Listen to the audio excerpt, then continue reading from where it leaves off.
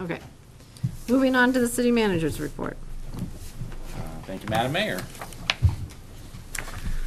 So, starting off with some good news, the 2017 tax rate. The New Hampshire Department of Revenue Administration has set the 2017 tax rate for the city of Claremont. The rate was set at $42.66, which is 19 cents than we anticipated when we were crafting the city budget. The average assessed home in Claremont is assessed at about $127,000, so the average tax bill for a resident is $5,417.82 for 2017, and that would cover all services delivered by the city, the school, and the county. The city portion of the tax rate has been set at $14.84 per 1,000 in assessed value. During the fiscal year 2018 budget process, the City Finance Administration makes a series of projections related to revenue and expenditures. Finance staff tends towards conservative projections on what revenue the city expects to receive during the fiscal year. Those conservative projections meant that we anticipated setting the city portion of the tax rate at $15.03, if folks remember. Mm-hmm. So stronger than anticipated revenues, for example, $40,000 in timber tax and other things like that that we had not budgeted for, so that was unanticipated revenue, allowed for setting the city portion of the tax rate 19 cents lower. And to put this into perspective, the entire city's assessed property valuation is $701 million. When we were doing the FY18 budget, we were operating off of an assessed value for Claremont of $696 million. So we have seen about $5 million in new value since that budget process. Community and economic development on October 24th and on November 1st, the mayor and myself and the superintendent of schools, the chairperson of the school board, some of our city code enforcement staff, Peter Wright from Valley Regional Hospital, we attended a series of New Hampshire Healthy Home conferences. These were very well put together panels organized by the mayor. I thought you did a great job. I thought they came off as representing Claremont very, very well for the very progressive work that we're doing. I think we really put ourselves on the map for a lot of other people throughout New Hampshire and set a standard that I think a lot of other people want to try to replicate. We shall see. The feedback has been very positive. Yeah, the feedback's been really, really positive. The community development staff and the Greater Claremont Chamber of Commerce facilitated in a groundbreaking at the future new Ford dealership. That was on Monday, November 6th. Again, some city councilors, the mayor was there. Thankfully, the rain held off for the morning because it was a very muddy site where the work is being conducted. And then this morning, myself and Mike McCrory and Rebecca Vindusky from the Community Development Department attended the 2017 Housing and Economy Conference hosted by New Hampshire Housing in Manchester today. And yeah, that was very informative. We got a good globalized perspective of the housing market in New Hampshire, and it confirms what we've been saying all along, that housing is a real challenge in this state. We've had a shortfall in new housing construction, and that's created a huge bottleneck since the market crash in 2008, 2009. We haven't seen that new construction ramp back up to that pre-level, but now the demand for housing is exacerbating that shortfall. So there's lots of potential for housing development in New Hampshire.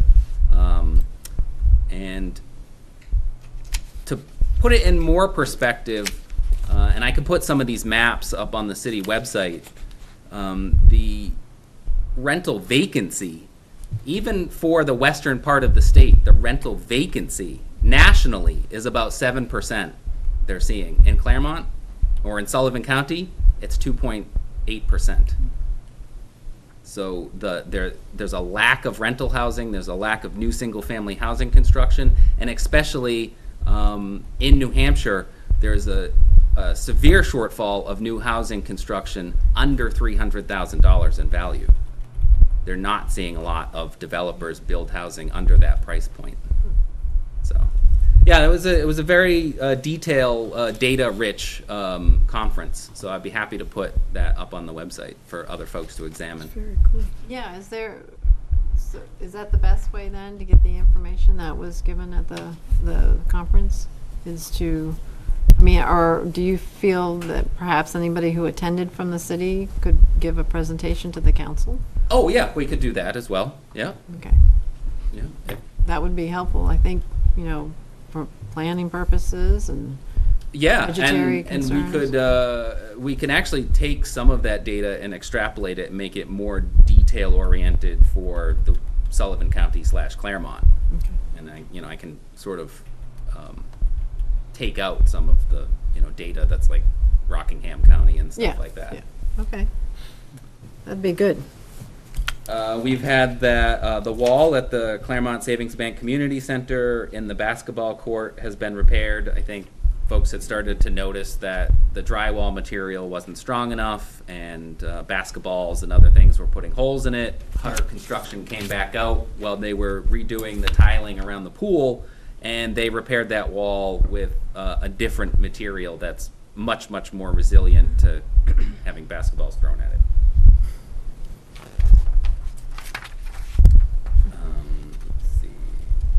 The city DPW and park staff are reviewing what will be needed to add a second long jump pit at Monadnock Park. Okay. We're also reviewing the issue of additional safety nets for javelin and discus events to further protect people using the track during those events. So we'll have some more information coming, Great. probably at the beginning of the year. While you're on that topic, what's the process? I don't know what the process is to have like state championships, have us host state championships, track and field. I think that's part of this review, Okay. is to look into, are there other additional things beyond the long jump that, like parking or something else that would. Right. I just don't know if you have to bid for it or how they choose a location. Okay, so we can add that in as well. I can No ask bid? Mark to inquire about how we would, I guess, Right, because that would be, I think, promote track and the field Monadnock championships Park. are May, right? June? May-ish, yeah. I think you're going to have to consult, first of all, with the NHIAA. Mm-hmm. It's the area athletic or state athletic directors who get together and start picking sites. So that would be where I'd start. We have some time. I mean, honestly, one of the biggest issues that we discovered in this is that we just had the park track resurfaced, and that was not cheap. That was a $70,000 cost that the schools and a private donation contributed to. But putting in the long jump would require some restriping, and that's actually very expensive. And the person that had just resurfaced the track wrote us back saying, if you had sort of thought of this ahead of time before we just resurfaced the track, that would have been the most conducive time to do this. For us to come back out and just do something for the long jump would be pretty pricey. So we're trying to look at how we can do this, make it cost effective, and worst case, do this and align it to some other routine maintenance so that it at least doesn't have this singular price point. It could be included in some other work. Because they do charge fees for coming into the championship. Main Street and Washington Street paving with the Senate Bill 38 funds is substantially complete. Let's see, Trinity Street, we just paved that. That's largely complete. There's still, I believe, we are planning to do a top coat on that. Yep. So, top coat is still forthcoming on Trinity Street. Main Street project, the larger section of this Main Street project, which will marry up with the work that we did with the SB 38 money, is Federal Highway review has been completed. Construction requests for bids were advertised. The bid opening came back at just under $2.4 million. Construction is still expected in the spring of 2018. And you were talking for which project? I'm sorry. That's the main, The upper Main? Main Street one. Okay, the 'cause larger, then yeah, all all right. soup to nuts Main Street one. So now construction for sure is going to start in the spring. I never want to say for sure because that. No, the reason why I always- ask, I think it's in a departmental report that 2017, 2018, but I think we're past Oh 2000. yeah, no, it's Okay. not. We're not going to attempt to do any work in 2017, but I don't want to saw off the limb I'm standing on by guaranteeing spring Okay. of 2018. The wastewater treatment plant solar array, we revised the contract was language was revised between our town council and their council. It was signed. Now we're working with Revision Energy on the construction timeline. And I want to remind folks the winter parking ban is in effect from November 1st to April 18th. So no overnight parking will be allowed on city streets between midnight and 7 a.m. So the next part of my update is about the needle exchange program. Okay. Do you want me to go into it? I don't know how much, it's pretty lengthy. I don't know how much time. Well, I mean, it's part of your report, and I mean, I'm glad you included it. It's important. It's, I mean, I know Yeah, several I'll try councilors to had. edit out some of the, I guess, details that are not as pertinent. But, I was asked by the council to look into the zoning appropriateness of having this needle exchange at the soup kitchen. So we did. And, we learned a lot from that. The Dartmouth Harm Reduction Program, officially called Project 439, otherwise known as the Needle Exchange, operating from the Claremont Soup Kitchen. So the state, these Dartmouth students came out to talk to us in April of this year. In June of this year, the state passed an enabling legislation that allows for syringe service programs, SSPs. But the state didn't pass any funding or regulations or any guidance to the Department of Health and Human Services about how to regulate these things. So they're working on those regulations now, but they don't really have a lot of guidance to advise cities and towns that may potentially host needle exchange programs. It's really left to the local community to determine, where these things are allowed, what does it jive with state law, does the particular location run into any types of, incongruence with local law, state law, ordinances. That's really left up all to the locals.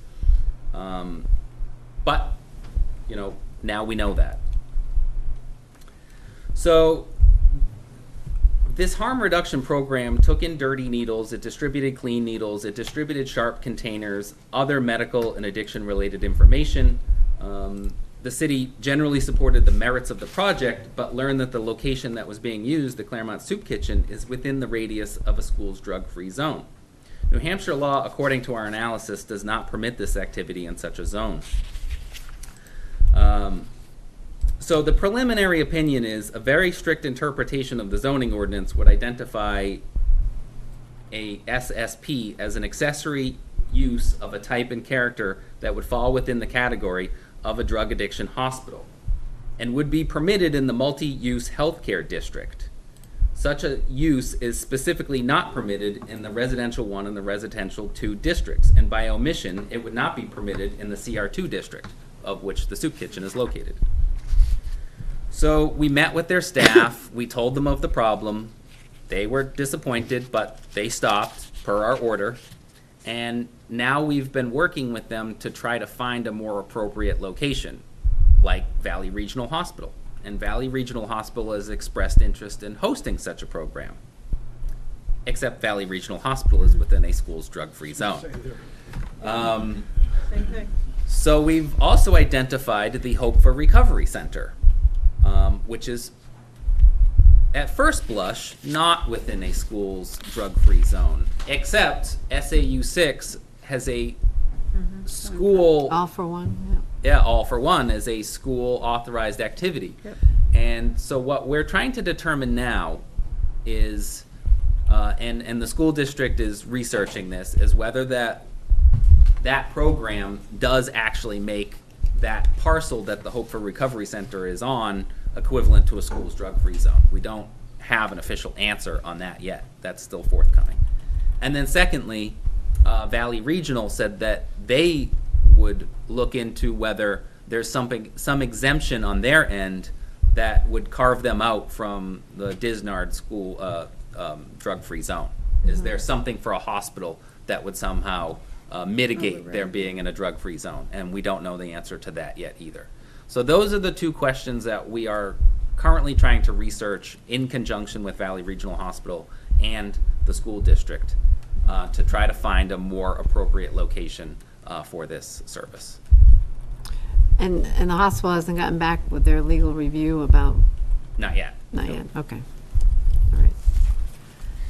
So that's fundamentally what we determined with that, is that it cannot be located in the soup kitchen So currently, Counsel. they're not operating that program right now. at all in Claremont whatsoever. Thank you. Are there any other questions? About this? Or, About the city manager's report? yes, I have. And you do have some questions? Yes, I do. Counselor Toll? I know I didn't put my hand up first, but, I have general questions. Okay. Along that line, I had, the fire department's report. I would like to know how much per month the fire department's going out for, drug overdoses. I mean. How many do they respond to? Yeah, I guess this is leading to a general agenda item that I'll discuss later. But I'm trying to stay knowledgeable as to what's going on in our area, so, okay, I will ask that question. that's my first one. I noticed the numbers are down in the library, and I was wondering if the payroll has been adjusted because of the downward trend of the hours. The payroll's been adjusted? Yeah, I will look into that. okay. This is for the Mr. Sweet for the Department of Public Works. Usually in the fall, early fall, we get notification as to salt and sand prices, just for knowledge as to, how much we're going to use, your estimates, and what the prices are. Yes, the salt came in at $68 a ton. And what was it last year? It was 72 last year. So it went That's down. good, I like hearing that. And the sand? The sand, we screened a lot up at the airport because That's right, too. we did, and we trucked it all down to our plant. It's in our barn, so we shouldn't have to spend that much on sand. It costs us probably $7,000 for the sand to get screened. So, and we have a lot of our supply right now. If we run out, we usually get that from LE Weed. They have the contract right now, and that was $7.50 a ton delivered. So we're in really good shape. Yes, Good. and when on average, it's somewhere around 2,500 tons of salt Yeah, a year. I thought so. Thank you very much. And last but not least, I wanted to comment about the welfare department. There has been a marked reduction on the funds that are being expended for this month anyways, and I noticed last month it was the same thing. So I just wanted to give a pat on the back, because certainly that was one of the objectives that you yourself had said that you were going to get into or look at. So I'm really pleased. Thank you. I'm done. Okay, are there other questions? Yes, Counselor Pope. My question goes back to the setting of the tax rate and the adding of $5 million online. My question is, we have the North Country Smokehouse and New Hampshire Industries. When do those come online to the grand list? Well, part of this includes those at certain percentages. So some of those, like I say, North Country Smokehouse will probably 100% come on next year. It depends on the level of completion the project is at. I think most of them will be 100% completed next year. So they should all be on next year. Okay. Any other questions? Okay, I have a few. All right. I was just, when I went through the finance report, I was just curious as to what expense on the fire department was higher than, I mean, the expenses were higher than budgeted. I know in the summary, it said there were a few areas in which expenses were higher than budgeted for because of debt payments, but I just didn't know what the fire department was for.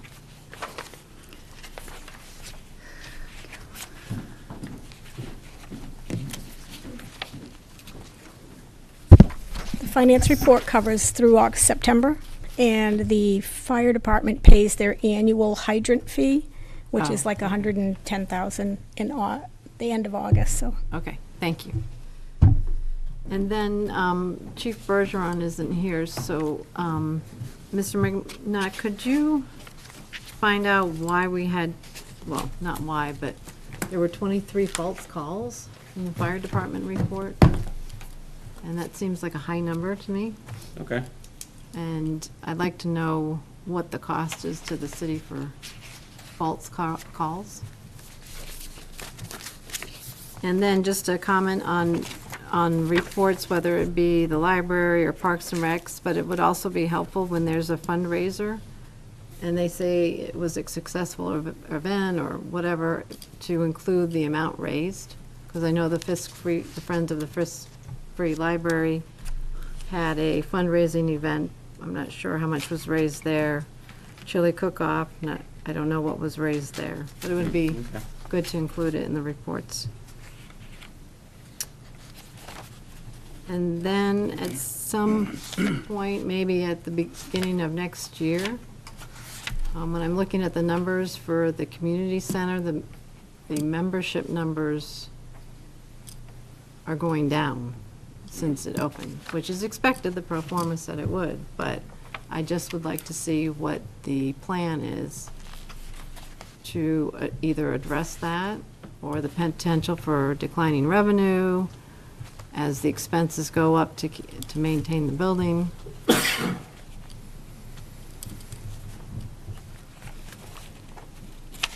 And then the last thing is, I think it was DPW made a note that there were 21 power lines down. Was that just from the storm?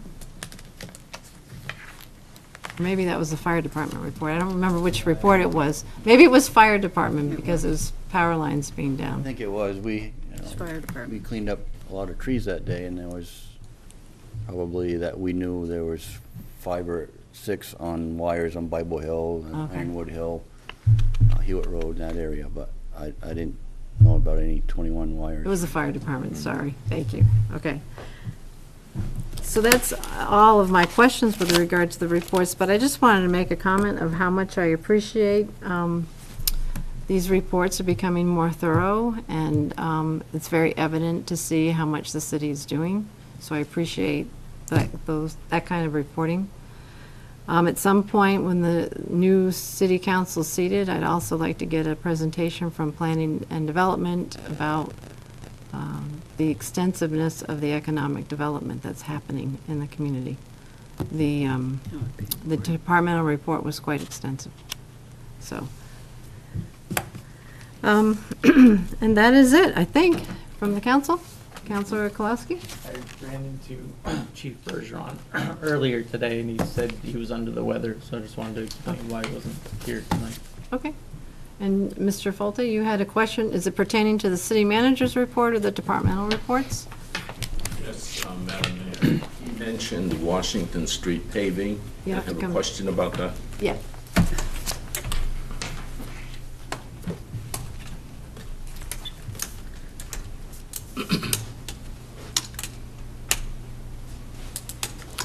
Thank you, Madam Mayor. What I'm about to ask is a sincere desire for being educated about an infrastructure matter having to do with roads.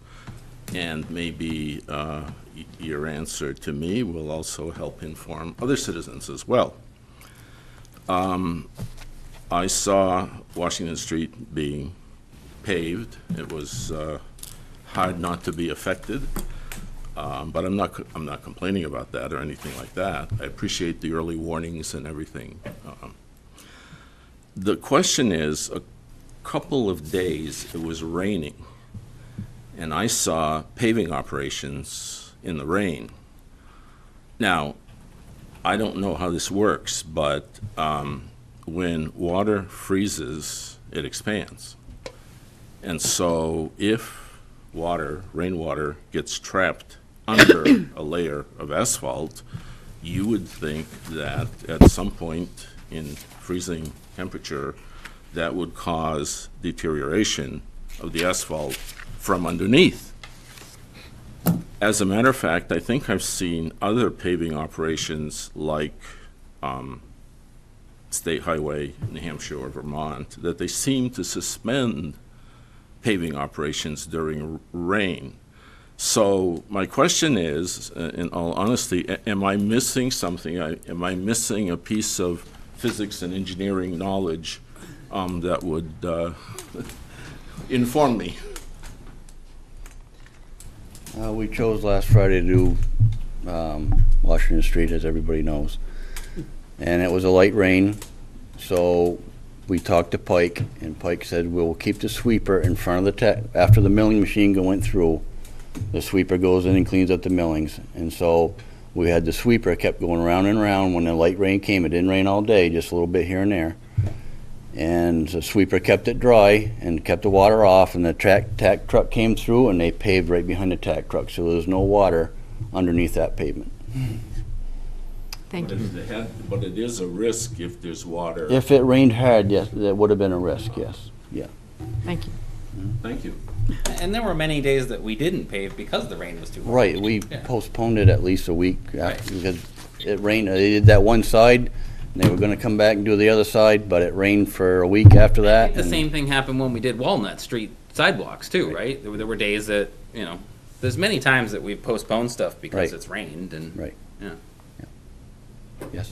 And now you've been dealing with freezing weather, so you kind of got down to Friday last week is the way I understood it, because of the anticipation of the freezing weather that Right, we was had coming. So a window that's Friday. the whole It- picture, It was so. 50, 60 degrees Friday. We said, this is the window. Pike and I were questioning whether we do it or not because of the chance of light rain. And we said, let's take the chance, and this is our window. And I know the traffic was bottled up, and we really apologize for that. Picked the wrong day to do it, I know that. But it was our only window that I felt that we could probably squeeze it in and get the quality job that we wanted done. So. Well, it's done, and it looks great.